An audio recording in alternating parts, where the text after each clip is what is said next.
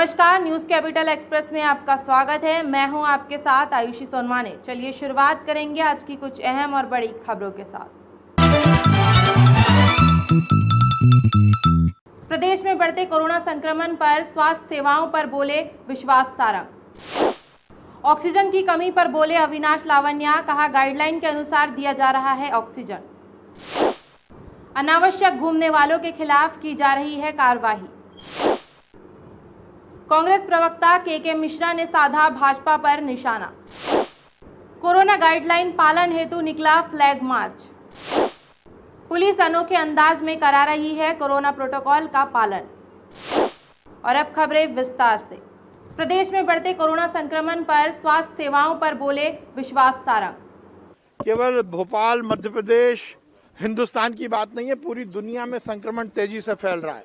देश के बाकी राज्यों में भी लगातार फैल रहा है, पर मध्य प्रदेश में माननीय शिवराज सिंह चौहान जी के नेतृत्व में लगातार हम व्यवस्थाओं को ठीक कर रहे हैं। ऑक्सीजन हमारे लिए एक बड़ी चुनौती है और ऑक्सीजन की व्यवस्थाएं ठीक हो सकें, इसको लेकर लगातार काम हो रहा है। आज की तारीख में हमारी आपूर्ति और खपत का जो अनुपात है वो मैच हम कर रहे हैं, पर ऑक्सीजन निश्चित रूप से हमारे लिए बड़ी चुनौती है। केवल ऑक्सीजन लाना, केवल कोटा बढ़ाना नहीं, बल्कि उसका परिवहन भी बहुत एक बड़ी चुनौती है और उस पर लगातार काम हो रहा है। ऑक्सीजन की कमी पर बोले अविनाश लावनिया, कहा गाइडलाइन के अनुसार दिया जा रहा है ऑक्सीजन। इसके साथ ही ये भी देखने की आवश्यकता है कि हमारे जो हॉस्पिटल्स हैं उनका ऑक्सीजन कंजम्पशन कितना है। भारत सरकार की गाइडलाइंस हैं जो मैंडेट करती हैं कि कोई भी व्यक्ति यदि आईसीयू में है तो कितना ऑक्सीजन लगना चाहिए, कोई भी व्यक्ति यदि ऑक्सीजन बेड पे है तो कितना ऑक्सीजन लगना चाहिए। यदि उसके मान से देखें तो उससे ज़्यादा ही ऑक्सीजन हम सभी हॉस्पिटल्स को प्रोवाइड करा रहे हैं। अब ये भी आवश्यक है हॉस्पिटल्स के पार्ट पे कि वो इंश्योर करें कि गाइडलाइंस के अनुसार ही ऑक्सीजन दी जाए। बहुत ज़्यादा उपयोग ऑक्सीजन का ना हो, क्योंकि ultimately it's a limited resource और देश भर में सभी को इसकी आवश्यकता है। इंदौर कलेक्टर ने कोविड केयर सेंटर में व्यवस्थाओं का लिया जायजा। इंदौर कलेक्टर ने मध्य भारत के सबसे बड़े सर्व सुविधा युक्त कोविड केयर सेंटर में कोरोना संक्रमित मरीजों के उपचार हेतु की जा रही व्यवस्थाओं का जायजा लिया। कलेक्टर मनीष सिंह ने सेंटर में मरीजों के लिए उपलब्ध कराई जा रही भोजन, पेयजल, साफ सफाई, हाउसकीपिंग एवं अन्य व्यवस्थाओं की समीक्षा भी की। उन्होंने पुलिस अधीक्षक अग्निश्री RS निगवाल को फायर सेफ्टी हेतु फायर ब्रिगेड की गाड़ी 24/7 परिसर में रखने के निर्देश दिए हैं। तो हमारे RRTs आइडेंटिफाई करने का बोल दिया है हमने और वो लिस्ट बना रही है आज, और इसको जैसे ही वो लोग कंफर्टेबल हो जाएंगे हम लोग यहाँ बुलाना शुरू कर देंगे।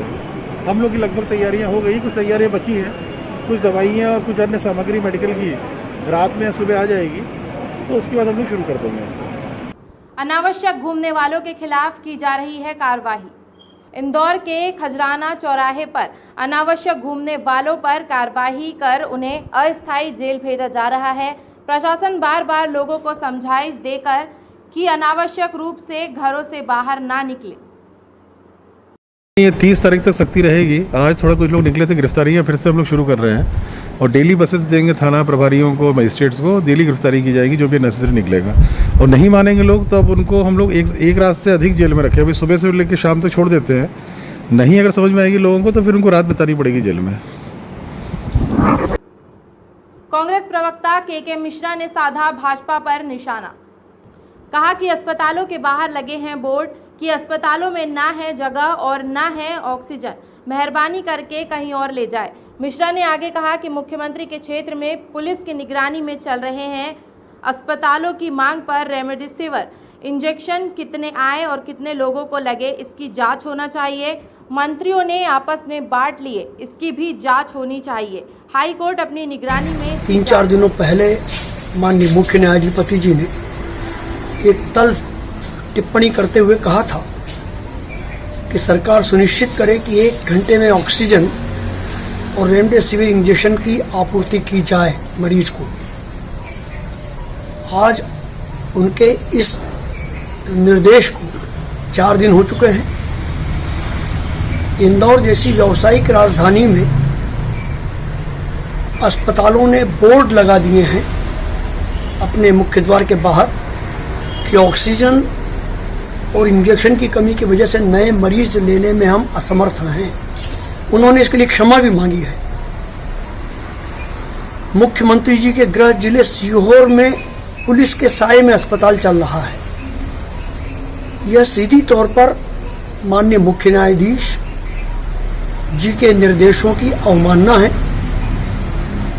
मेरा मुख्य न्यायाधिपति जी से आग्रह है कि वे इस अवमानना को लेकर सरकार और स्वास्थ्य विभाग के उच्च अधिकारियों को तलब करें कि माननीय हाईकोर्ट के निर्देशों की अवहेलना क्यों, किस लिए, किन मजबूरियों के तहत की गई है।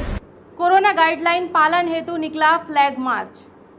गुना कलेक्टर कुमार पुरुषोत्तम व पुलिस कप्तान राजीव मिश्रा के निर्देश पर चाचौड़ा कुंभराज की राजस्व व पुलिस टीम ने संयुक्त रूप से चाचौड़ा बीनागंज कुंभराज में एसडीएम वीरेंद्र सिंह बघेल, एसडीओपी मनीष राजौरिया ने कोविड-19 की गाइडलाइन का पालन कराने हेतु राजस्व एवं पुलिस प्रशासन की संयुक्त टीम ने फ्लैग मार्च निकाला। चाचौड़ा बीनागंज व कुंभराज में लोगों को समझाइश दी कि कोरोना गाइडलाइन का पालन करना और कोरोना के प्रकोप को देखते हुए जरूरी हो गया है। जो व्यक्ति अथवा दुकानदार कोरोना प्रोटोकॉल का पालन नहीं करेंगे उन्हें बख्शा नहीं जाएगा। ब्लैक में व चोरी छिपे सामान बेचने वाले दुकानदारों की अर्थदंड के साथ दुकान सील कर दी जाएगी। बिना वजह घूमने वाले व्यक्तियों को जेल की हवा खानी पड़ेगी। गुना से आर.के. शर्मा की रिपोर्ट।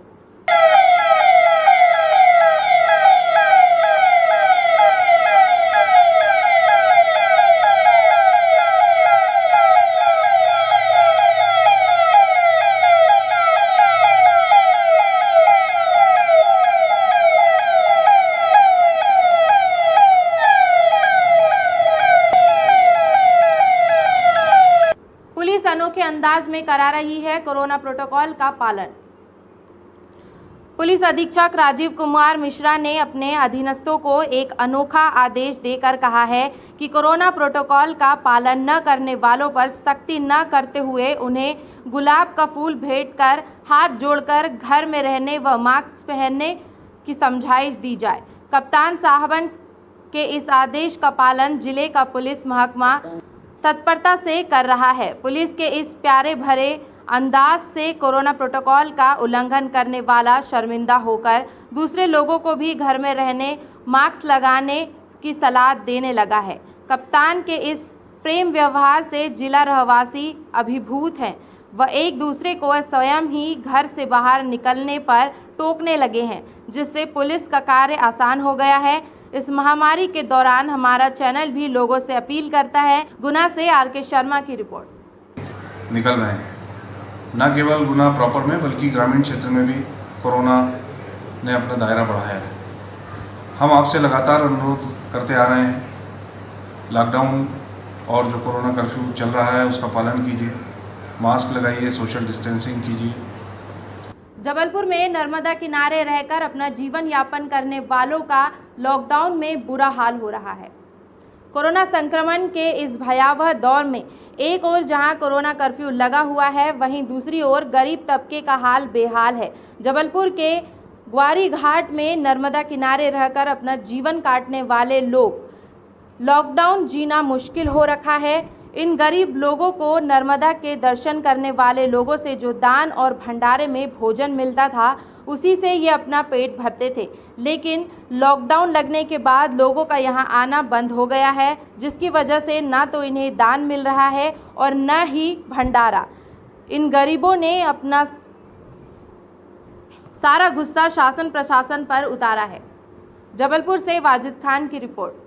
घाट पे लेकिन कुछ दिनों से ये लॉकडाउन चल रहा है तो गरीबों के भंडार वालों का चालान हो रहा है, गरीबों को कुछ खाने नहीं मिल रहा और शासन कोई व्यवस्था नहीं कर रहा और गरीबों को दबाया जा रहा है। हटो कोरोना हो रहा है, कोरोना हुआ है। जब कोरोना तो बड़े नेताओं ने करा है, उनने बड़ी बड़ी सभाएं करके कोरोना फैलाए चुनाव में और पंचायत चुनाव में यूपी में फैला। 1 करोड़ लोग डुबकी लगा के पूरे हिंदुस्तान में फैल गए।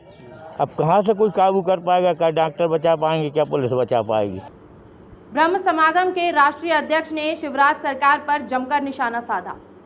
ब्रह्म समाज के राष्ट्रीय अध्यक्ष धर्मेंद्र शर्मा उर्फ कक्का जी ने शिवराज सरकार पर जोरदार हमला करते हुए कहा कि 13 महीने की सरकार में आपने क्या किया है, कोरोना से निपटने के इंतजाम क्यों नहीं किए गए। साथ ही ये भी कहा कि 3 महीने के राशन में क्या होगा। आप खुद 10 एकड़ के मकान में रहते हैं और गरीबों को बोलते हैं कि 3 महीने के राशन में काम चला ले। क्यों नहीं व्यवस्था की, क्यों नहीं की? क्योंकि आज हमारा इतना बड़ा विधानसभा खाली पड़ा है, लोकसभा पड़ा है, इतनी बड़ी बड़ी होटलें पड़ी हैं, प्रधानमंत्री जी का घर पड़ा है, वो तो चाय बेचने वाले हैं, गरीब है, उनको भी एक कमरे में रह सकते हैं, वहाँ भी अपन एक सेंटर बना सकते हैं। आज मदद की ज़रूरत है, देश को गुमराह करने की ज़रूरत नहीं है। ये सबको मालूम है कोरोना फैल रहा है, लोग मर रहे हैं। आप क्या कर रहे हैं? आपने 13 महीने हम पे थोप दी कोई भी चीज़ें। हमने 13 महीने से हमारी पूरी जनता त्रस्त मची हुई है, भूखों मर रही है। आप 3 महीने के राशन में आप रह सकते हैं क्या मुख्यमंत्री जी या कैबिनेट मंत्री जी? आप तो रह रहे हैं 10-10 एकड़ के मकानों में और गरीब को बोल रहे हैं 3 एक बोले लो। तो आप कृपया करके सारे राजनीतिक पार्टियों से निवेदन करना चाहता हूं कि आप मजाक ना समझें, कोरोना फैल रहा है, लोगों की मदद करें, घर से निकलें। संयुक्त संघर्ष मोर्चा अध्यक्ष ने रेमडेसिविर इंजेक्शन चोरी पर दिया बयान।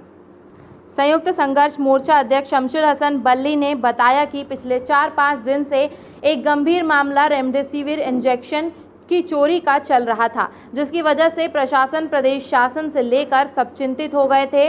मरीजों को लगने वाले इंजेक्शन की चोरी पूरे मध्य प्रदेश में चर्चा का विषय बनी हुई थी। भोपाल पुलिस के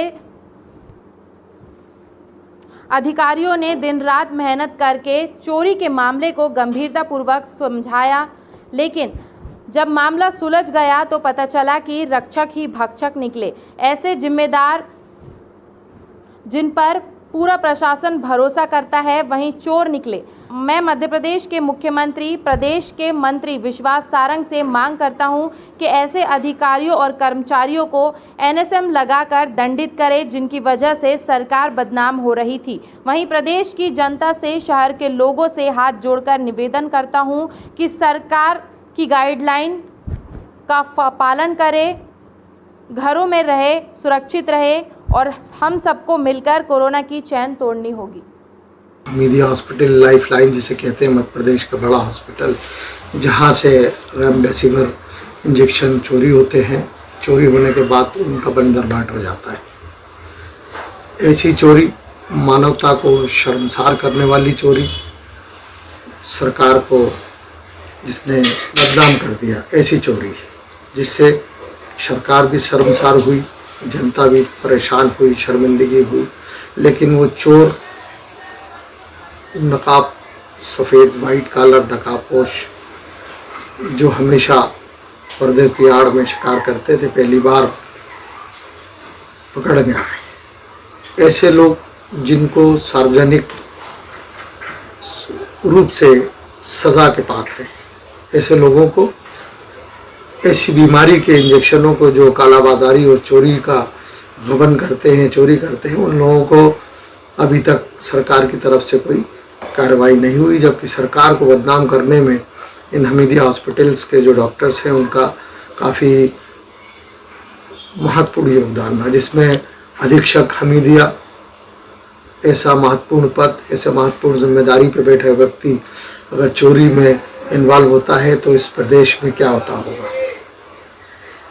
मैं मध्य प्रदेश के मुख्यमंत्री जी से, स्वास्थ्य मंत्री जी से और तमाम प्रदेश के आला अधिकारियों से ये कहना चाहता हूं कि अविलंब ऐसे लोगों के खिलाफ अमानत में खयानत, चोरी का मामला दर्ज कर और एनएसए की कार्रवाई की जाना न्यायोचित होगा।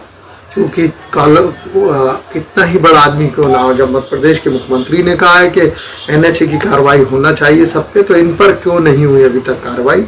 इनको तत्काल गिरफ्तार कर, इन पर चोरी का और गबन का केस दर्ज कर, इनका सार्वजनिक, इनको जनता के सामने से ले जाया जाए, जिससे कि इनका चेहरा, चाल, चरित्र और चेहरा सामने आना चाहिए।